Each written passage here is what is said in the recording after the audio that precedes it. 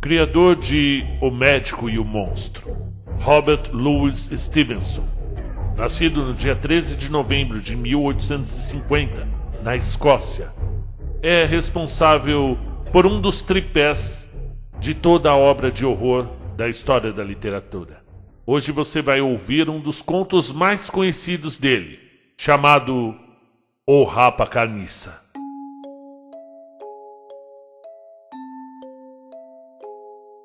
Todas as noites do ano, éramos 4 a ocupar o pequeno reservado do George, em Debenham. O agente funerário, o patrão, Fats e eu. Às vezes havia mais gente, mas viesse o que viesse, chuva, neve ou geada, nós 4 não falhávamos, cada qual plantado em sua poltrona de sempre. Fats era um velho escocês bêbado, obviamente homem de boa formação e de algumas posses também, uma vez que vivia em ócio. Chegara em Debenham anos antes, ainda jovem, e pela mera permanência prolongada se tornara cidadão adotivo. Seu manto de chamalote azul era uma das relíquias locais, ao lado da flecha da igreja. Seu lugar no reservado da estalagem, sua ausência da igreja e seus vícios antigos, crapulosos e indignos, eram vistos com naturalidade em Debenham. Tinha algumas opiniões radicais, imprecisas e algumas infidelidades passageiras, que de tanto em tanto manifestava e pontuava com murros trêmulos na mesa. Bebia rum, 5 copos de lei, toda noite, e em sua visita cotidiana ao George, permanecia quase o tempo inteiro sentado, o copo na mão direita, num estado de melancólica saturação alcoólica. Nós o chamávamos de doutor, pois dizia-se que tinha algum conhecimento médico e que, em ocasiões de apuro, tratara de uma fratura ou pusera no lugar um membro deslocado. Mas, afora esses parcos detalhes, não sabíamos nada do seu caráter ou da sua vida pregressa. Certa noite escura de inverno, o relógio dera 9 horas, pouco antes que o patrão se juntasse a nós. Chegou ao George um homem enfermo, um graúdo proprietário de terras da região, vitimado por uma apoplexia a caminho do parlamento, e o importantíssimo médico londrino do importante personagem foi convocado por telégrafo para a cabeceira do doente. Era a primeira vez que coisa do gênero acontecia em Debenham, pois a ferrovia só recentemente fora inaugurada, e todos nós ficamos devidamente comovidos com o fato. Ele chegou, disse o patrão, abastecido e aceso o cachimbo. Ele? Disse eu. Quem? O médico? Ele mesmo, respondeu nosso anfitrião. Como se chama? Dr. Macfarlane, disse o patrão. Fats já ia avançado no 3º copo e estava tonto, atordoado, ora cabeceando, ora olhando fixamente à volta, mas a essa última palavra pareceu despertar e repetiu 2 vezes o nome Macfarlane, baixinho na primeira vez, mas com súbita emoção na segunda. Exato, disse o patrão. Esse é o nome, Dr. Wolfe Macfarlane. Fats ficou sóbrio de um só golpe. Os olhos despertaram. A voz soou clara, alta e firme. As palavras enérgicas e graves. Todos nos espantamos com a transformação, como se um homem tivesse se erguido do meio dos mortos. Desculpem-me, disse ele. Acho que não estava prestando muita atenção na conversa. Quem é esse Wolfe Macfarlane?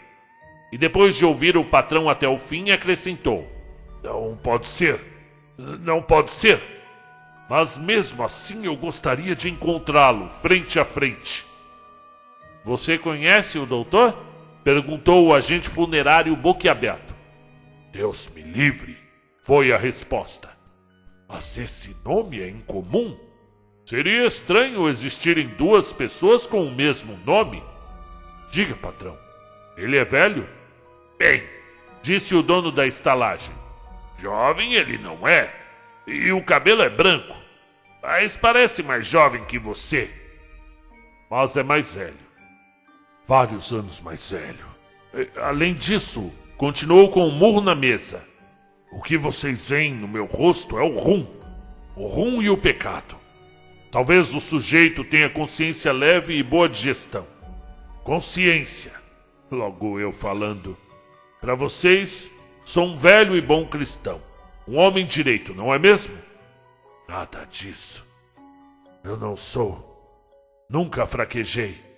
Talvez Voltaire, na minha pele, estivesse fraquejado.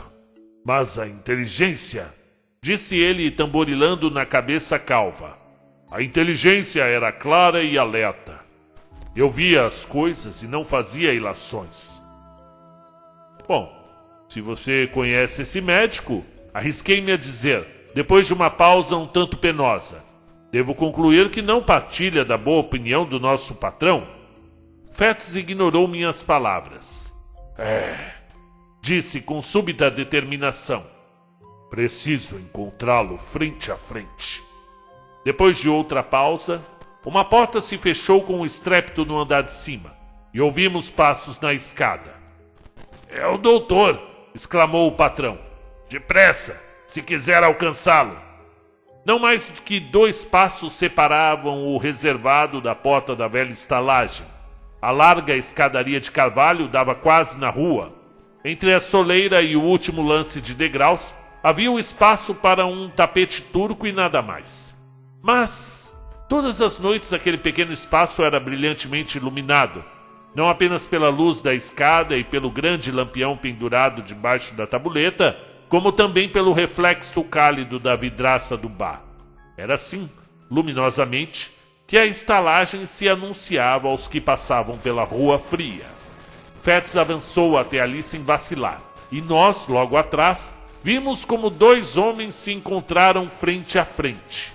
Como dissera um deles, o Dr. Macfarlane era atento e vigoroso. Seu cabelo branco realçava feições pálidas e serenas, embora intensas. Estava ricamente vestido, com a melhor casimira e o linho mais branco, uma pesada corrente de ouro para o relógio e botões de colarinho e óculos do mesmo material precioso. Envergava uma gravata branca de laço amplo com bolinhas lilazes e trazia no braço um confortável capote de pele. Não havia dúvida de que estava em harmonia com sua idade, transpirando riqueza e circunstância. E era um contraste surpreendente ver o nosso companheiro beberrão, calvo, sujo, perebento, enfiado em seu velho manto de chamalote, confrontá-lo ao pé da escada. Macfarlane, disse ele num volume um tanto exagerado, mais como um arauto do que como um amigo. O doutor figurão estacou no 4º degrau como se a familiaridade da invocação surpreendesse e mesmo chocasse sua dignidade. Todd Macfarlane, repetiu Fetz. O homem de Londres quase cambaleou. Por um átimo de segundo fitou o personagem diante dele. Olhou para trás numa espécie de susto. Depois disse num sussurro sobressaltado. Fetz? Você? Isso, eu mesmo, disse o outro. Achou que eu também tivesse morrido? Não é tão fácil livrar-se dos conhecidos. Fale baixo, exclamou o médico. Este encontro assim inesperado? Logo se vê que o tempo passou. Confesso que no primeiro momento mal reconheci você, mas estou radiante com esta oportunidade. Por enquanto vai ser apenas olá e até logo. A minha charrete está à espera e não posso perder o trem. Mas você, vejamos, me dê seu endereço, que não demora terá notícias minhas. Temos que fazer alguma coisa por você, Fetz. Eu temo que esteja passando dificuldade, mas vamos cuidar disso, já que somos bons companheiros, como gostávamos de cantar em nossos jantares de antigamente. Dinheiro! Gritou Fetz. Dinheiro de você? O dinheiro que você me deu continua no lugar onde eu joguei, tomando chuva. O Dr. Macfarlane recuperara até certo ponto o ar soberano e confiante, mas a veemência incomum da recusa fez com que recaísse no embaraço inicial. Um esgarvio horroroso dominou e abandonou sua fisionomia quase venerável. Meu caro amigo, disse, você é que sabe. A última coisa que eu desejo é ofendê-lo. Jamais me imporia a ninguém. De todo modo, vou lhe dar o meu endereço. Não quero endereço nenhum. Não quero saber qual é o teto que cobre a tua cabeça. Interrompeu o outro. Alguém falou seu nome. Temi que fosse você. Quis saber se, afinal de contas, existe um Deus. Agora sei que não há. Fora daqui! Fora daqui! Fats continuava no meio do tapete, entre a escada e a porta da rua. E o grande médico de Londres, para escapar dali, seria forçado a dar um passo para o lado. Era evidente que ele hesitava diante da ideia de tamanha humilhação. Branco que estava, via-se uma cintilação perigosa em seus óculos. Mas ele, enquanto permanecia imóvel, ainda indeciso, percebeu que o condutor de sua charrete espiava da rua e a cena incomum e, ao mesmo tempo, deu por nossa pequena plateia no reservado apinhada no canto do bar. A presença de tantas testemunhas decidiu na hora a fugir, esgueirando-se rente aos lambris. Disparou como uma serpente na direção da porta. Mas suas agruras ainda não haviam chegado ao fim, pois quando já passava por Fats, este o segurou pelo braço e pronunciou as seguintes palavras, num sussurro dolorosamente nítido. Você voltou a ver aquilo? Abastado, o doutor de Londres soltou um grito lancinante, estrangulado, empurrou seu inquisidor para trás e, cobrindo a cabeça com as mãos, fugiu pela porta como um ladrão desmascarado. Antes que algum de nós pensasse em intervir, a charrete já chacoalhava a caminho da estação. Como um sonho, a cena se encerrou, mas o sonho deixara provas e rastros de sua passagem. No dia seguinte, a criada encontrou os belos óculos de ouro quebrados sobre a soleira. E naquela mesma noite, todos nós ficamos ali, boquiabertos, junto à janela do bar. E Fats, junto de nós, tinha um aspecto sóbrio, pálido e resoluto. Deus nos proteja, Fats, disse o patrão, o primeiro a recobrar o tino de costume. Que diabos foi aquilo? Que coisas estranhas são essas que você disse? Fats voltou-se para nós. Fitou-nos um por um. Tente ficar de bico fechado, disse. É um perigo encontrar esse Macfarlane. Os que fizeram isso se arrependeram tarde demais. Em seguida, sem nem mesmo terminar o terceiro copo e muito menos esperar pelos outros dois, desejou-nos boa noite e submergiu na escuridão, passando sob o lampião da estalagem. E nós três voltamos para os nossos lugares no reservado, com a grande lareira acesa e 4 velas reluzentes. E, recapitulando o acontecido, nosso arrepio inicial de surpresa transformou-se em clarão de curiosidade. Ficamos até tarde, que eu me lembre. Foi nosso serão mais prolongado no velho George. Quando nos separamos, cada um de nós tinha uma teoria que estava preparado para comprovar. O nosso único objetivo nessa vida era desvendar o passado do nosso pobre companheiro e pilhar o segredo que ele partilhava com o grande médico de Londres. Sem querer me vangloriar, acho que, em se tratando de desencavar histórias, eu era o mais competente do que os meus camaradas do George, e possivelmente hoje em dia não haja um só vivente capaz de narrar-lhes os fatos abomináveis e doentios que se seguem. Quando jovem, Fats estudara medicina na faculdade de Edimburgo. Possuía um talento peculiar, aquele talento que recolhe depressa o que ouve para logo tirar proveito pessoal.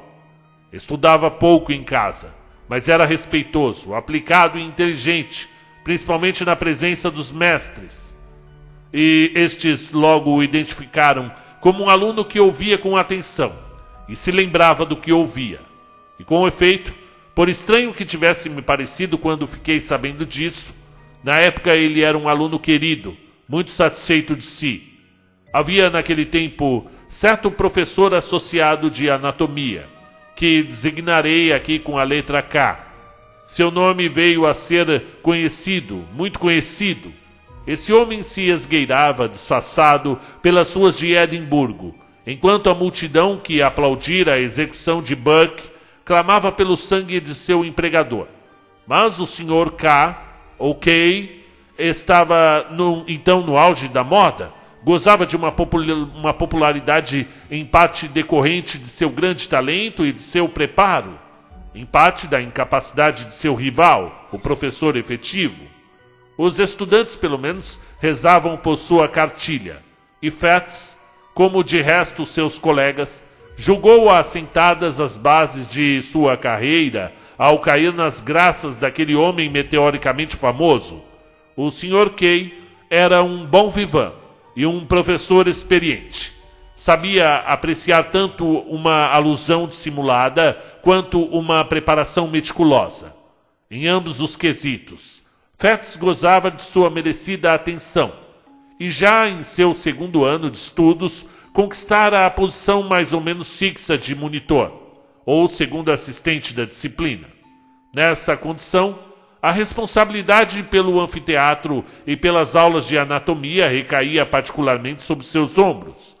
Era ele quem respondia pela limpeza dos recintos e pela conduta dos demais estudantes, e fazia parte de seus deveres providenciar, receber e distribuir as diversas peças a analisar.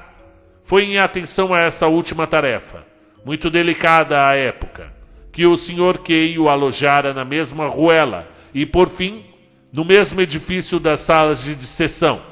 Ali, depois de uma noite de prazeres turbulentos, a mão ainda trêmula, a vista ainda embaçada e confusa, era tirado da cama nas horas escuras que precedem a aurora invernal pelos comerciantes encardidos e desesperados que supriam a bancada para as aulas práticas. Abria a porta para aqueles homens, infames desde então em todo o país.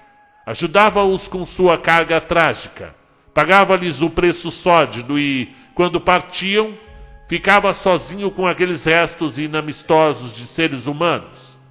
Dava as costas a tal cenário para mais 1 hora ou 2 de sono que o restaurassem dos abusos da noite e o refrescassem para as lidas do dia. Poucos rapazes poderiam ter sido mais insensíveis às impressões de uma vida passada assim, entre os emblemas da mortalidade. Seu espírito era impermeável a toda e qualquer ideia generalizante. Era incapaz de interessar-se pela desgraça ou pela sorte alheia, escravo que era dos próprios desejos e ambições mesquinhas. Frio, inconsequente e egoísta até o fim, tinha aquele mínimo de prudência, inadequadamente denominado moralidade, que mantém um homem longe da embriaguez, a embriaguez inconveniente ou do furto sujeito à punição. Almejava, ademais, algum grau de consideração por parte de seus mestres e colegas também, e não estava inclinado a fracassar conspicuamente nos aspectos externos da existência.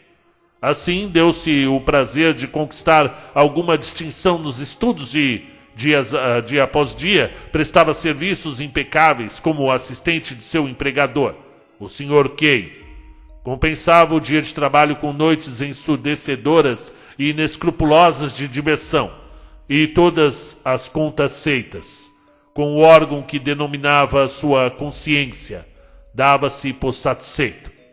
O suprimento de peças era um perpétuo problema para ele e para o seu patrão.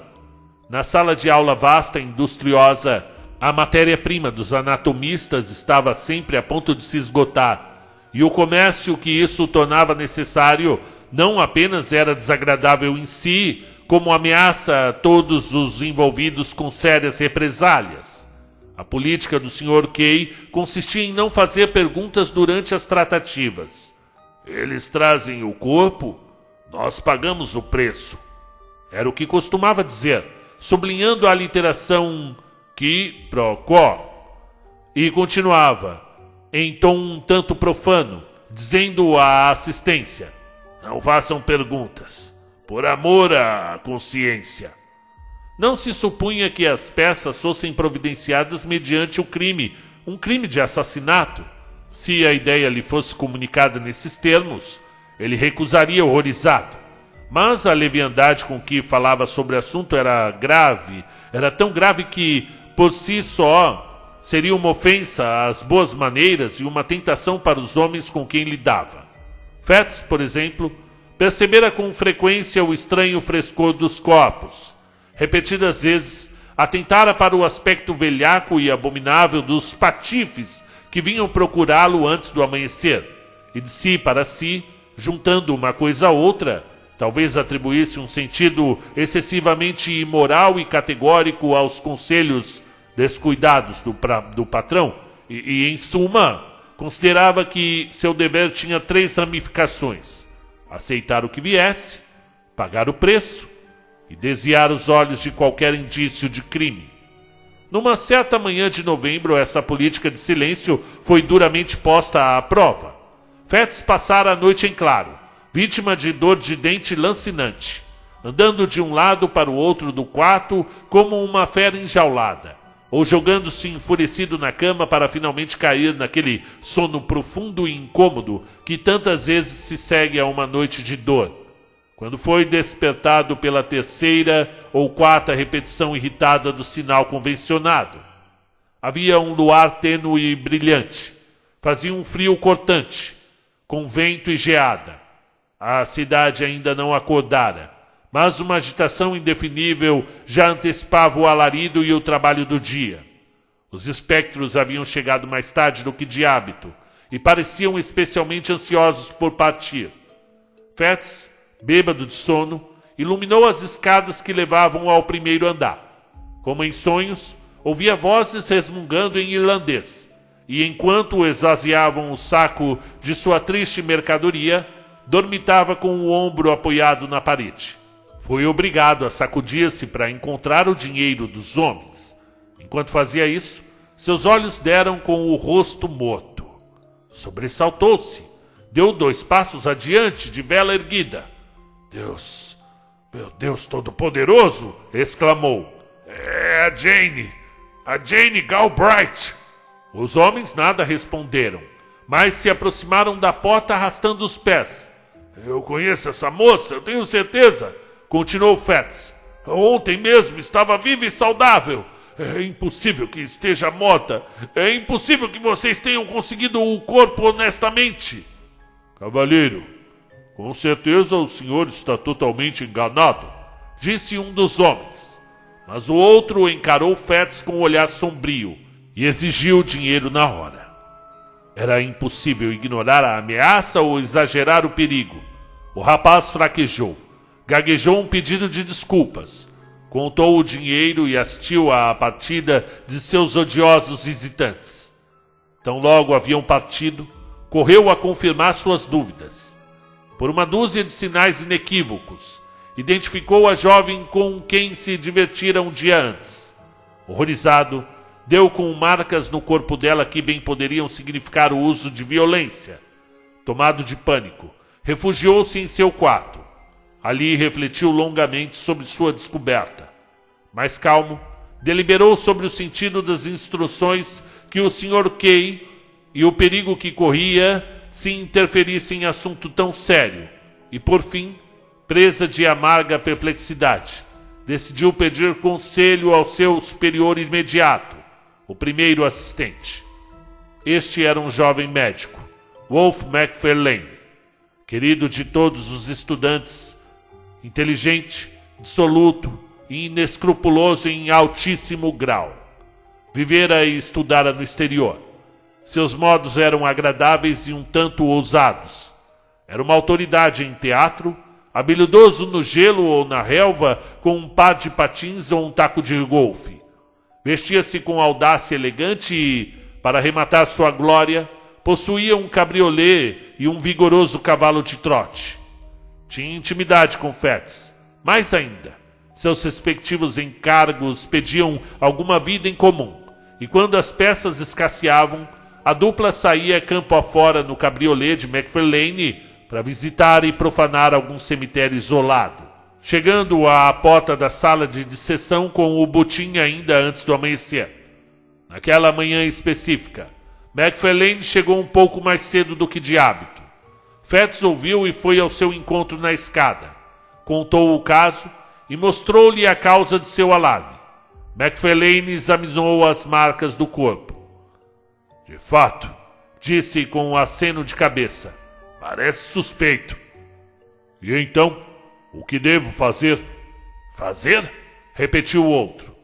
Você quer fazer alguma coisa? Eu diria que, quanto menos se falar no assunto, melhor. Alguém mais pode reconhecê-la, objetou Fats. Ela era tão conhecida quanto a Castle Rock. Esperemos que não, disse Macfarlane. E se alguém reconhecer, bem, você não reconheceu, não é? E ponto final. O fato é que a coisa toda já vem de muito tempo. Se você mexer na lama, remexa na lama. E você vai enfiar Kay numa encrenca feia. E você mesmo vai se enrascar. E eu também, aliás. Fico me perguntando que figura a gente faria, ou o que teríamos de dizer no banco das testemunhas. Da minha parte, só tenho certeza de uma coisa, que em termos práticos, todas as nossas peças foram assassinadas. Macfarlane! Exclamou Fats. Ora essa! Riu-se o outro. Como se você não tivesse desconfiado. Desconfiar é uma coisa. E provar é outra. Claro, eu sei. E lamento tanto quanto você que isto tenha vindo parar aqui, disse ele tocando o corpo com a bengala. Para mim, o melhor a fazer é não reconhecê-la. Como, aliás, acrescentou friamente. Não reconheço. Fique à vontade se quiser reconhecer. Eu não dito regras, mas creio que um homem do mundo faria como eu. E se me permite, imagino que é isso que o Sr. Kay espera de nós. A questão é, por que ele nos escolheu para assistentes? A resposta é, porque não queria gente bisbilhoteira. Era esse exatamente o tom mais adequado para influenciar as ideias de um rapaz como Fitz. Ele resolveu imitar Macfarlane. O corpo da pobre moça foi devidamente dissecado, e ninguém reparou, ou pareceu reconhecê-la. Uma tarde, terminado o trabalho do dia, Fats passou por uma taberna popular e deu com Macfarlane sentado na companhia de um desconhecido. Era um homem baixo, muito pálido e de cabelo escuro, de olhos negros como carvão. Seus traços faziam pensar num intelecto ou num refinamento que mal afloravam em seus modos, pois, visto mais de perto, ele logo se revelou um homem grosseiro, vulgar e obtuso. Contudo, exercia notável controle sobre Macfarlane. Dava ordens como um grão-pachá. Exaltava-se a menor discussão ou demorava e fazia comentários rudes sobre o servilismo com que era servido. Aquele sujeito insuportável logo se afeiçoou a Fats, cumulou-o de bebidas e fez-lhe a honra de confidências singulares sobre sua carreira pregressa. Se um décimo do que contou fosse verdade, tratava-se de um patife dos mais nauseabundos, e a vaidade do rapaz foi atiçada pela atenção de um homem experiente como aquele. Sou um sujeitinho de raça ruim, observou o estranho. Mas o Macfarlane? Esse sim, Todd Macfarlane. É assim que eu o chamo. Todd, peça mais um copo para o seu amigo. Ou então, Todd, mexa-se, feche aquela porta. O Todd me odeia. Ele repetiu. É verdade, Todd. Você odeia sim. Não me chame por esse maldito nome, grunhiu Macfarlane. Ouça essa. Você já viu o garoto brincar com faca? Ele adoraria passar a faca em mim, disse o desconhecido. Nós médicos fazemos bem melhor, disse Fats. Quando não gostamos de um velho amigo, nós o dissecamos.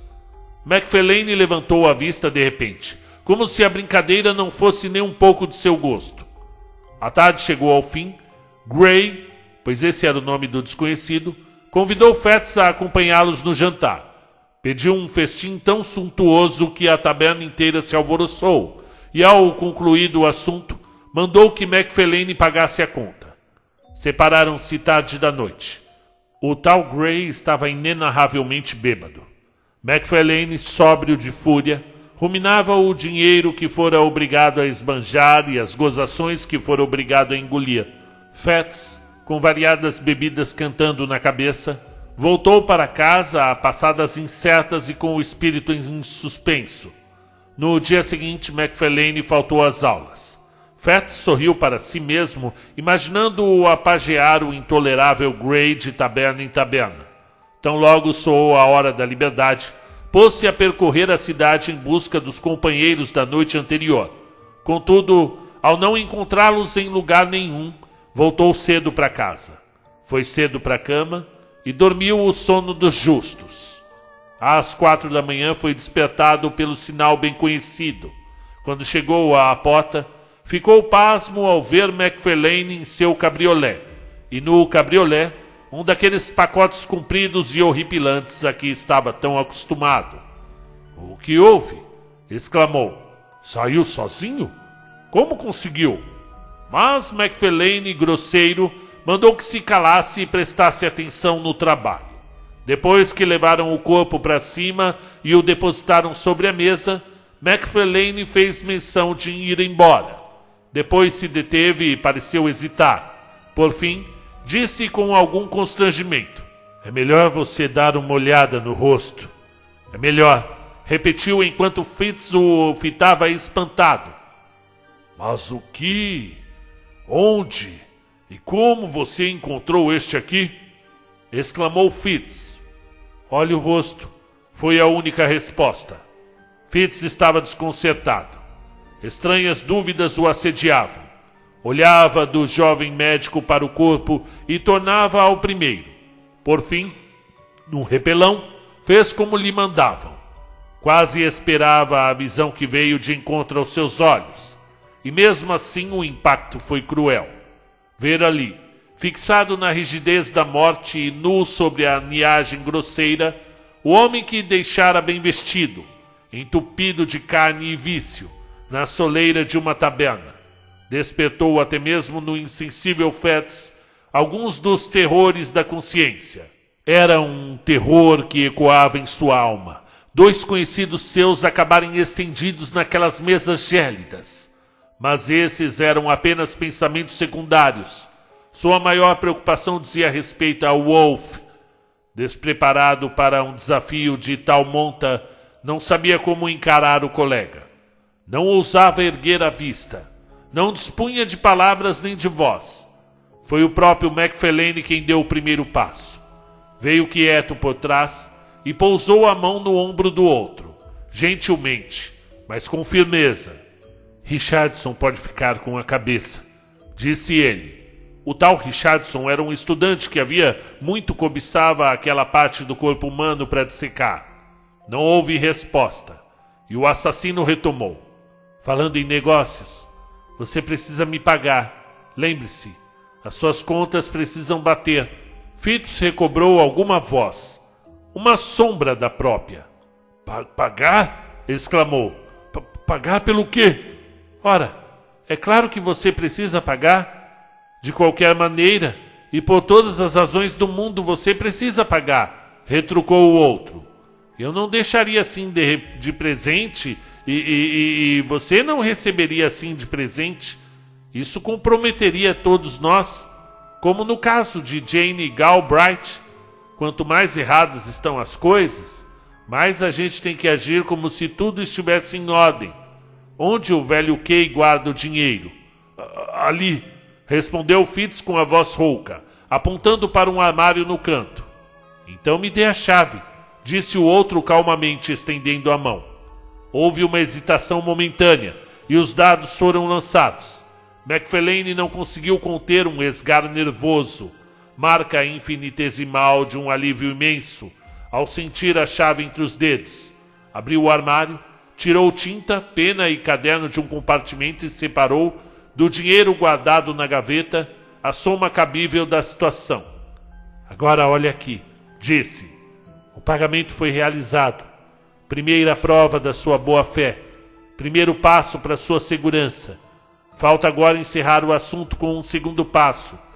Dê entrada do pagamento no livro de contas e nem o diabo poderá com você. Os segundos seguintes foram para Fitz um paroxismo de pensamento. Mas na balança de seus terrores, o mais imediato acabou por triunfar. Qualquer dificuldade futura parecia quase bem-vinda se conseguisse escapar ao confronto presente com MacFarlane. Largou a vela que estivera carregando aquele tempo todo e, com letra firme, deu entrada de data, natureza e montante da transação. E agora, disse MacFarlane, é justo que você embolse o lucro. Já recebi a minha parte. Aliás, quando um homem do mundo tem um golpe de sorte e alguns xelins a mais no bolso... Bem, fico embaraçado em mencionar isso, mas há uma regra de conduta para esses casos. Nada de banquetes, nada de livros caros, nada de acertos de dívidas. Tome emprestado, mas nunca empreste. MacFarlane, começou Fitz ainda um pouco rouco. Eu pus meu pescoço no cepo para lhe fazer um favor. Um favor? Exclamou Wolf. Ora, vamos e venhamos. Até onde percebo a situação, você fez o que tinha de fazer para ficar protegido. Imagine que eu me metesse numa enrascada. O que seria de você? Este segundo probleminha deriva claramente do primeiro. O Sr. Grey é a continuação da senhorita Galbraith. Não dá para começar e depois parar. Se você começa, tem de continuar começando. Essa é a verdade. Não há repouso para os ímpios. Um sentimento horrível de baixeza e a traição do destino tomaram conta da alma do infeliz estudante. Por Deus, exclamou, o que eu fiz? E quando comecei? Ser monitor universitário? Em nome da razão, que mal há nisso? Meu colega Service estava de olho nesse posto. O posto podia ter sido de Service. Será que ele estaria em situação onde eu me encontro agora? Meu caro amigo, disse MacFarlane, que criança é você? Por acaso aconteceu alguma coisa com você? Por acaso pode acontecer alguma coisa com você se calar o bico? Homem, você não sabe como é a vida? Estamos divididos em dois grupos, os leões e os cordeiros. Se você for o cordeiro, vai acabar em cima de uma dessas mesas, como Gray ou Jane Galbraith. Se você for um leão, vai viver e comandar um cavalo. Como eu, como Kay, como todo aquele que tem alguma inteligência, alguma coragem. Você hesita entre os cordeiros, mas olhe para Kay, meu caro amigo. Você é inteligente, você tem topete. Eu gosto de você, e Kay também. Você nasceu para liderar a caçada. E eu lhe digo, por minha honra e por minha experiência de vida, que daqui a 3 dias você rirá desses espantalhos feito uma criança numa peça de escola. Dito isso, MacFarlane se retirou e se afastou pela rua em seu cabriolé a fim de se refugiar da luz do dia. Fitz ficou sozinho com seus remorsos. Via o apuro terrível em que estava metido. Viu com indizível desalento que sua fraqueza não tinha limites e que, de concessão em concessão, descera de árbitro do destino de MacFarlane a cúmplice pago e indefeso. Teria dado qualquer coisa nesse mundo para ter sido um pouco mais corajoso momentos antes, mas não lhe ocorreu que ainda poderia ser corajoso. O segredo de Jane Galbraith e a maldita entrada no livro de contas cessaram sua boca. Horas se passaram. Os alunos começaram a chegar. Os membros do pobre Gray foram distribuídos para este e para aquele e recebidos sem comentários. Richardson foi agraciado com a cabeça e, mesmo antes de soar a hora da liberdade, Fitz já estremecia de júbilo ao perceber quanto já haviam avançado rumo à impunidade. Por 2 dias continuou a observar, com júbilo crescente, o terrível processo de mascaramento. No 3º dia, MacFarlane apareceu de novo, disse que estivera doente, mas compensou o tempo perdido com a energia com que dirigiu os estudantes. Richardson, em especial, recebeu assistência e conselhos inestimáveis. E o estudante, animado com os elogios do monitor, inflamado por esperanças ambiciosas, já via a medalha a seu alcance. Antes que a semana chegasse ao fim, a profecia de McFarlane se cumprira. Fitz sobrevivera a seus terrores e esquecera a própria baixeza.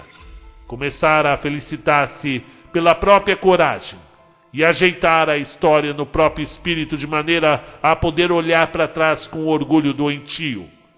Pouco via o cúmplice. Encontravam-se, é claro, durante o trabalho. Recebiam juntos as ordens de Kay. Às vezes trocavam uma ou duas palavras a sós, e McFarlane se mostrava particularmente gentil e jovial, do começo ao fim. Mas era evidente que ele evitava toda e qualquer referência ao segredo que os dois compartilhavam. E, mesmo quando Fitz lhe disse num sussurro que havia jogado sua sorte com os próprios leões e que deixara os cordeiros de lado, apenas fez sinal, sorridente, para que o outro ficasse quieto. Com o tempo, uma nova ocasião voltou a aproximar a dupla. O Sr. Kay via-se novamente sem peças.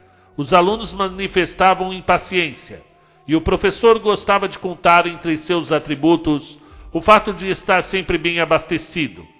Ao mesmo tempo chegou a notícia de que haveria um enterro no rústico cemitério de Grand Cars. O tempo pouco alterou o lugar em questão.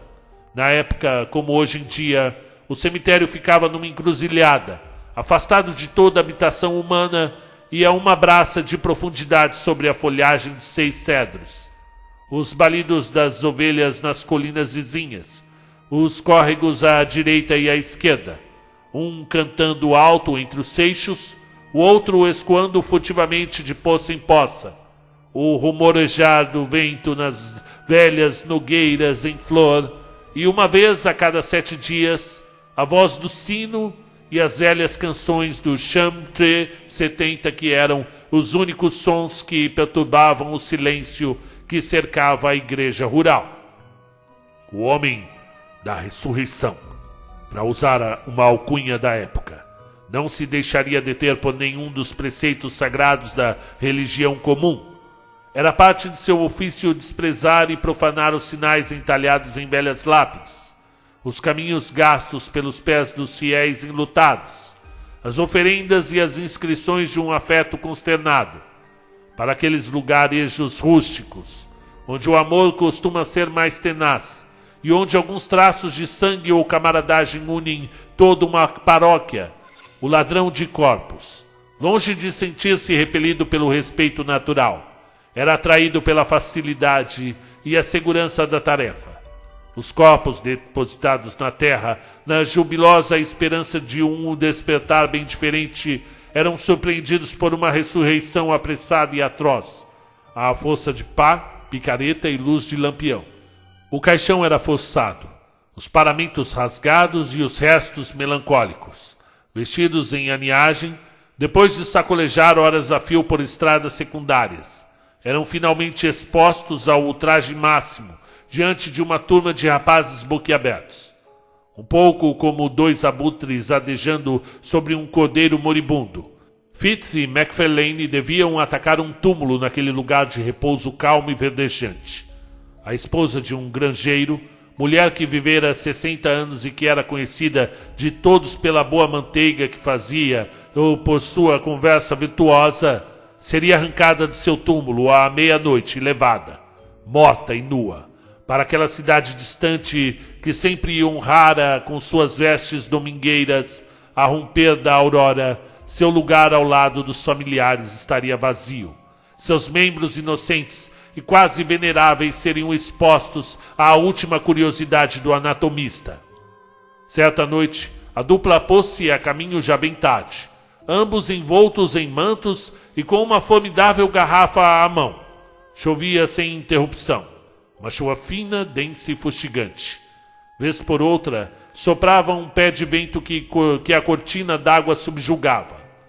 Apenas e a pesada garrafa cobriram um trecho triste e silencioso até Penicuik, onde haviam planejado pernoitar. Pararam uma vez para esconder os apetrechos num arbusto fechado, não longe do cemitério, e outra mais no recanto do pescador, para comer uma torrada diante do fogo da cozinha e alternar goles de uísque com um copo de cerveja. Chegando ao seu destino, o cabriolé foi guardado e o cavalo alimentado e alojado. Os dois jovens médicos se recolheram a um reservado para fruir do melhor jantar e do melhor vinho que a casa pudesse oferecer. As luzes, a lareira, a chuva que batia na vidraça, a tarefa fria e absurda, tudo atiçava o prazer para aquele jantar lhes proporcionava. A cada copo, seu ânimo melhorava. Pouco depois, Macfarlane estendeu uma pilha de ouro para o companheiro. Uma gentileza, disse ele. Entre amigos, esses pequenos acertos devem ser feitos o mais depressa possível. Fitz embolsou o dinheiro e saudou os sentimentos do amigo. Você é um filósofo, exclamou. Eu era uma besta até conhecer você. Você e o Kay, vocês dois, com a breca, vão fazer de mim um homem. É claro que sim, aplaudiu Macfarlane. Um homem? Ouça bem, só um homem poderia me ajudar naquela outra madrugada. Muito grandalhão de 40 anos, lerdo e covarde, teria entregue os bofes só de ver aquela maldita coisa. Mas não você. Você manteve a cabeça erguida. Eu vi tudo. Bem, e por que não? Vangloriou-se Fitz. O problema não era meu. Não havia nada a ganhar com o estardalhaço. E além do mais, eu podia contar com a sua gratidão, não é? E deu tapinhas no bolso, fazendo tilintar as moedas de ouro. Macfarlane sentiu uma pontada de alarme ao ouvir aquelas palavras desagradáveis. Talvez tivesse se arrependido de ter instruído o jovem companheiro com tanto êxito, mas não houve tempo de retrucar, pois o outro prosseguiu em seu rompante de basóvia ruidosa. A coisa toda está em não ter medo. Agora, cá entre nós, não quero ser enforcado, disso eu tenho certeza, mas nasci desprezando as lamúrias, Macfarlane. Inferno, Deus, diabo, certo e errado, pecado, crime e toda essa galeria de antiguidades. Isso tudo pode assustar criancinhas, mas homens do mundo como eu, como você, desprezam essas coisas. Um brinde à memória de Grey. Àquela altura, a noite já ia avançada. O cabriolé, novamente arriado, conforme as instruções, foi levado até a porta com 2 lampiões muito brilhantes. E os 2 rapazes pagaram a conta e tomaram a estrada. Anunciaram que seguiam rumo a Peebles e tocaram naquela direção até ultrapassadas as últimas casas do vilarejo. Depois, apagados os lampiões, voltaram atrás e seguiram por uma estrada secundária na direção de Glencross. Não havia outro som além do que eles produziam ao passar e da chuva estridente e incessante. Estava escuro como breu, aqui e ali. Um portão branco ou uma pedra branca no muro guiavam-nos brevemente pelo meio da noite. Mas na maior parte do tempo foi a passo lento, quase às apalpadelas, que os 2 abriram caminho na escuridão ressoante rumo ao seu destino solene e remoto. Em meio aos bosques enlameados que cobriam as proximidades do cemitério, não houve brilho que os ajudasse, e foi necessário riscar um fósforo e reacender uma das lanternas do cabriolé.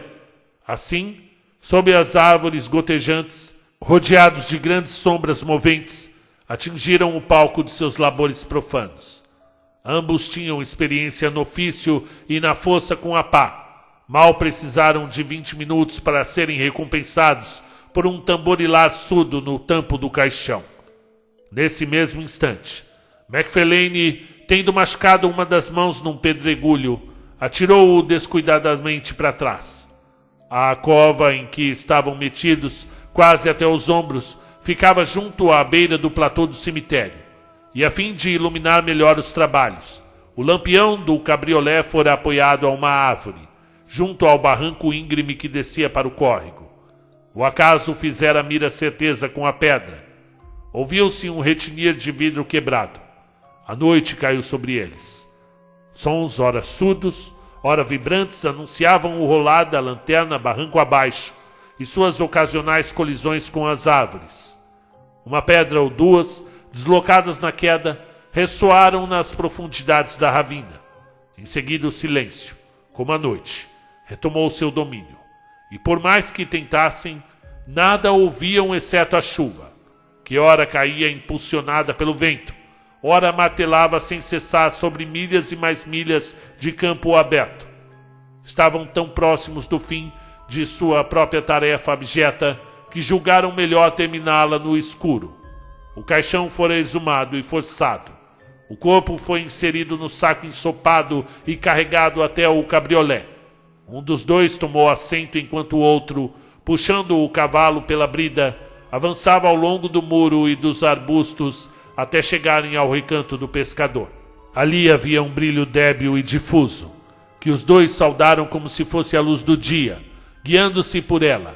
Assolaram o cavalo e saíram sacolejando na direção da cidade.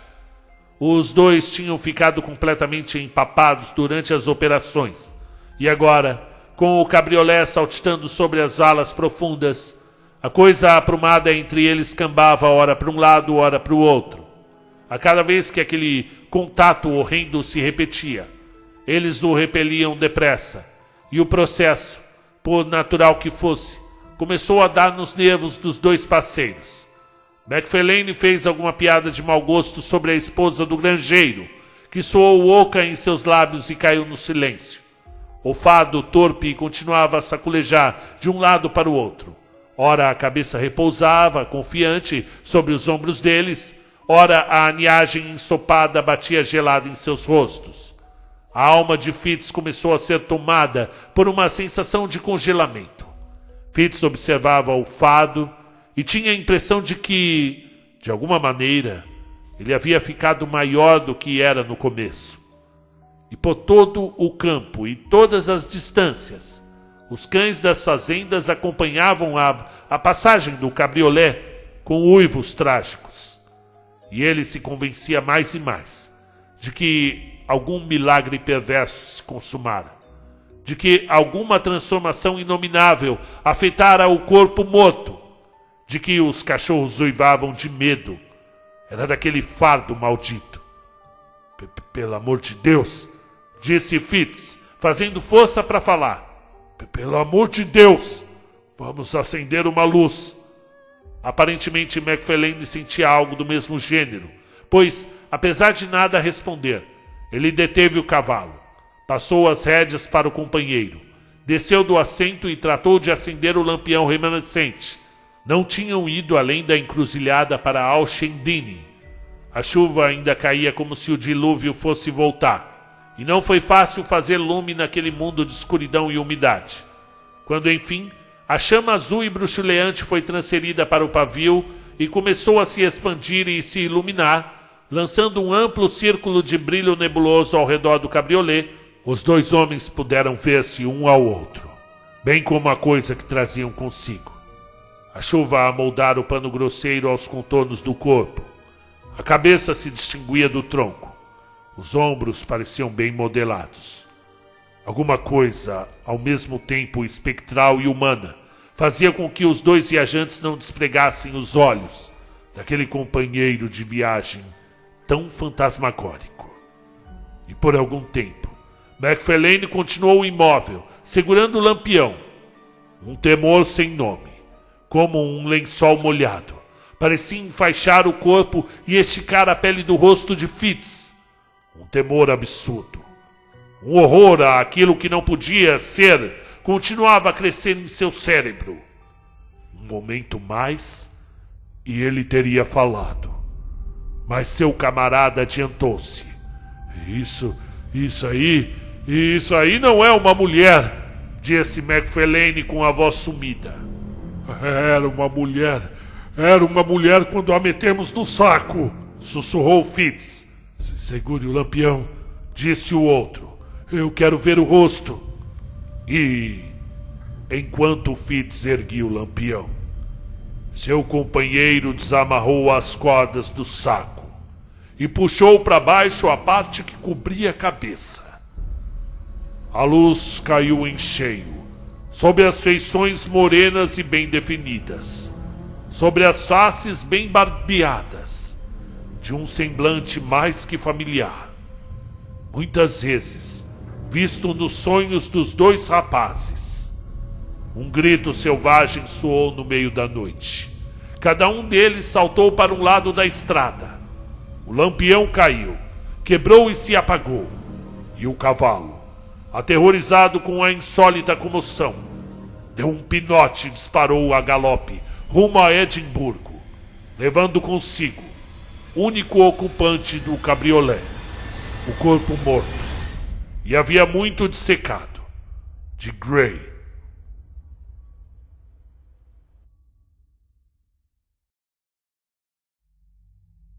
Tradução de Samuel Titan Jr. Muito bem, sejam bem-vindos. Meu nome é Marcelo Fávaro e você está ouvindo aqui o canal Conta um Conto, Robert Louis Stevenson. Ele também escreveu A Ilha do Tesouro. Vocês já devem ter lido quando eram mais jovens, né? Então aqui nós temos um conto à la Reanimator, né? Lembra do Herbert West, Reanimator? Só que aí no caso, né? O bicho voltou. Tem um quê aqui de Frankenstein também, né? A gente tem vários assuntos, vários motes quando vai escrever um conto de terror, né?